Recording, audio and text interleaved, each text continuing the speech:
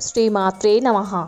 Video చూస్తున్న ప్రతి ఒక్కరికి వారాహిదేవి అమ్మవారి కృపా కటాక్షాలు పరిపూర్ణంగా ఉండాలని మనస్ఫూర్తిగా ప్రార్థిస్తున్నానండి. అయితే అందరికీ కొన్ని అపోహలు ఉన్నాయండి. వారాహి అమ్మవారి నవరాత్రులు ఒక్కసారి చేస్తే జీవితాంతం చేయాలా అని. అలాంటి అపోహలు సందేహాలు ఏవి మనసులో పెట్టుకోకండి.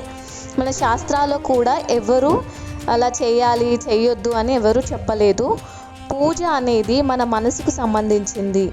మనస వాచ కర్మన భక్తి శ్రద్ధలతో చేయాల్సిన విషయం. కానీ నవరాత్రులు ఒక్కసారి ఒక సంవత్సరం చేస్తే మళ్ళీ చేస్తూనే ఉండాలా జీవితాంతం అని అపోహలు వద్దండి.